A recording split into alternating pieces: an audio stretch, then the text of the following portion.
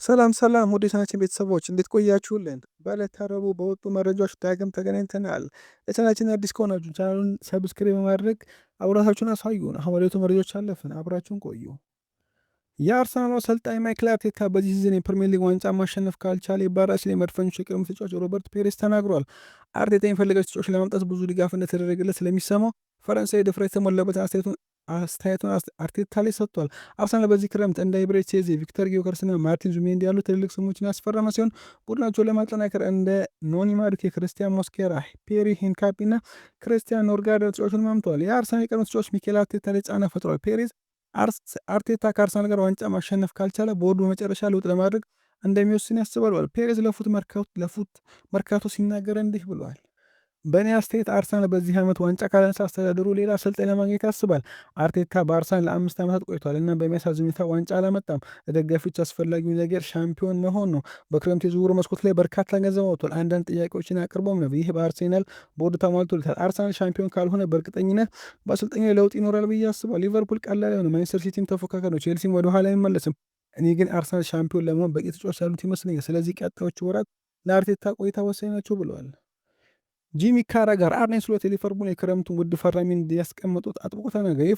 የሊቨርፑል የቀድሞ ተጫዋች ጂሚ ካራጋር የውድድር ዘመኑን አሳማኝ ባልሆነ መንገድ ከጀመረ በኋላ ዊርትዝ ላይ ጥያቄ አንስተዋል። ቀይጁ ከክሪስታል ፓላስና ጋላታሳራይ ጋር ባደረጉት ጨዋታዎች ተሸንፈዋል። ምንም እንኳን ሊቨርፑሎች በውድድር ዘመን ጅማሩ ላይ ድሎችን ቢያስመዘግቡም ብዙ ግቦችን እያስተናገዱ እንዲሁም አሁን የክረምቱ ፈራሚ ፍሎሪያን ዊርትዝ በመጥፎ ሁኔታ ሲዙን እየጀመረ እንደሆነ ግልጽ ይመስላል። ካራጋር ስሎት ለትንሽ ጊዜ ጀርመንን እንዲተውት አሳስቧል። ካራጋር እንዲህ ሲል ይናገራል። ትልቅ ቡድን የሚሰራው ነገር የተመለከትኩ እንደሆነ አይሰማኝም። ሊቨርፑል አሁን እግር ኳስን በአግባቡ እየተጫወቱ ያለ ምርጥ ቡድኖች እንደዚህ የሚጫወቱ አይመስለኝም። ሊቨርፑል ከሰራተኛ ቡድን ወጥቷል። እነሱ ባመጡት ዝውውሮች ላይ ትንሽ ስህተቶች እየሰሩ ይመስለኛል። በርካታ ኮከቦችን አምጥቷል፣ ነገር የተሻለ ምንም ነገር አላገኙም። በመከላከሉ ብዙ ነገር እየጎደላቸው፣ ይህንን በቶሎ ካላስተካከሉ ቡድኑ ጥሩ የሚሆን አይመስለኝም ብሏል። ካራጋር አክሎ ስለ ቪርትስ ሲናገር እንዲህ ይላል። በአሁኑ ጊዜ ቡድኑ ሚዛን ትክክል ነው ብዬ አላምንም። እናም ጎልቶ የሚታየው ፍሎሪያን ቪርትዝ ነው። እሱ በጭራሽ ከቡድኑ ጋር ተስማሚ አይደለም። ወደ አዲስ ሊግ የመጣ ወጣት ልጅ ነው። እንደ ሊቨርፑል ላለ ቡድን ለመጫወት መላመድ ያስፈልጓል። ብዙ ጊዜ አለ። አሁን ግን ካሰለፉ መውጣት እንዳለበት አስባለሁ ብለዋል። ኤንዞ ማሬስካ ከትላንቱ ምሽት ጨዋታ በኋላ ተጫዋቹን አስጠንቋል። ጆዋ ፔድሮ በ4 ጨዋታዎች ሶስተኛው በቼልሲ በቀይ የወጣው ተጫዋቹ ነው።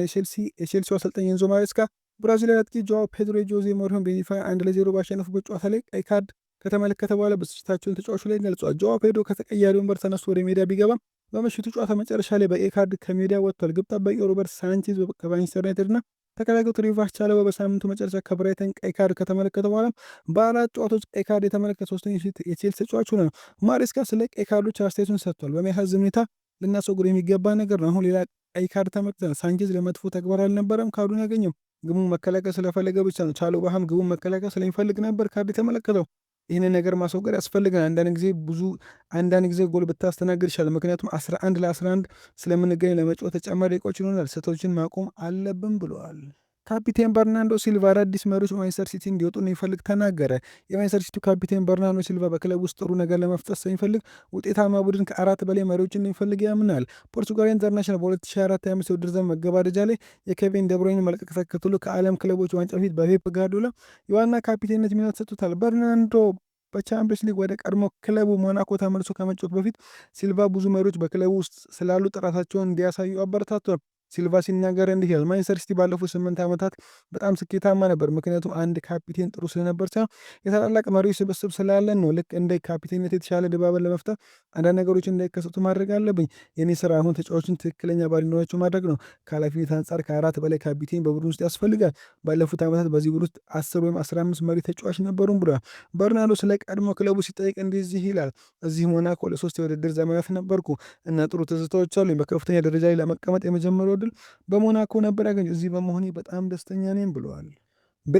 ቤን ጃኮቭስ ዣቪ ነሱት የፕሪሚየር ሊግ አለቆች ናቸው። አሞሪም በማንቸስተር ዩናይትድ ሊተኩት የሚችሉ ሲሉ ተናግሯል። የክሪስታል ፓላስ አሰልጣኝ ኦሊቨር ግላስነር የማንቸስተር ዩናይትድን ስራ ለመቀበል እንደሚፈልጉ ጋዜጠኛ የተናገረ ሲሆን ኦስትሪያ አስደናቂ ታክቲሻን ሩበን አሞሪምን በኦልድ ትራፎርድ የመተካት እድልን ካገኙ ክፍት እንደሚሆኑ ተዘግቧል። ዩናይትዶች ከሚያደንቋቸው በርካታ የፕሪሚየር ሊግ አሰልጣኝ አንዱም ናቸው። ክለቡ አሁን በፕሪሚየር ሊግ ውድድር ዘመን አስቸጋሪ ጅምርን ያሳለፈ ሲሆን አሞሪም ሁኔታው እንዲቀይር እየደገፉት ባሉበት ወቅት ፖርቹጋላዊን አሰልጣኝ ሊተኩ የሚችሉ ስሞችን እንደሚመለከቱን ቤን ጃኮብስ ተናግሯል። ግላስነርና የቦርንማውዝ አለቃ አንዶኒ ኢራኦላ የታሰቡ ነው። ከፓላስ ጋር ያለው ውል ሲያልቅ ግላስነር በውድድሩ ዓመት መጨረሻ ላይ በነፃ ሊገኝ ይችላል። ኦሊቨር ግላስነር አሁን ማንቸስተር ዩናይትድ ለመቀላቀል ክፍት ነው።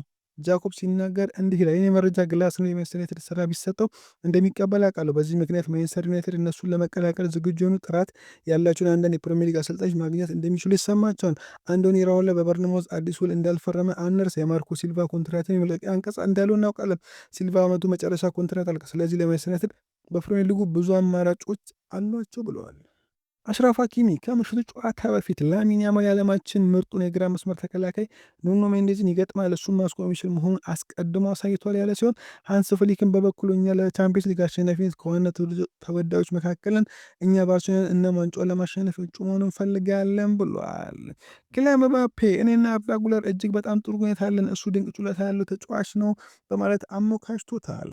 አርጀንቲና ፓብሎ ዲባላ በሮማ ለረጅም ዓመት መቆየት ይፈልጋል። እናም ኮንትራቱን ለማራዘም ከሮማ ጋር ስምምነት ላይ ለመድረስ እየጣረ ነው። በመጪው ሰኔ የሚጠናቀው የሆነ ኮንትራቱ እስከ 2029 ድረስ ለተጨማሪ 4 ዓመታት ሊታደስ ይችላል። ሆኖም ተጫዋቹ ከክለቡ ጋር ስምምነት ላይ ለመድረስ ከፍተኛ የደሞዝ ቅነሳ ማድረግ ይኖርበታል። ዲባላ ወኪል በመጪዎቹ ቀናት ሮም ደርሶ ኮንትራት ንግግሩን ያፋጥናል ተብሎም ይጠበቃል። ምንም እንኳን ፖል ፖግባ በሞናኮ የቻምፒየንስ ሊግ ቡድን ውስጥ ቢካተትም አሁንም ግን ወደ ሜዳ ለመመለስ ብቁ አይደለም። በሰኔ ወር መጨረሻ ወደ ሞናኮ ሲቀላቀል የሞናኮ ዋና ስራ አስፈጻሚ ቲያጎ ስኮሮ ወደ ጥሩ ቅርጹ እንዲመለስ ለማድረግ የ3 ወር ፕሮግራም እንዳዘጋጁ ቢናገሩም የዛሬው ጨዋታ የሚያመልጠው ሲሆን ከኢንተርናሽናል ብሬክ በኋላ የመጀመሪያ ጨዋታውን ሊያደርግ እንደሚችልም ተነግሯል። ውድ ቤተሰቦች ለዛሬ የነበረን ቆይታ በዚያ በቃ። መልካም ምሽት። አዲሱን ቻናል ሰብስክራይብ ማድረግ እንዳይረሳ።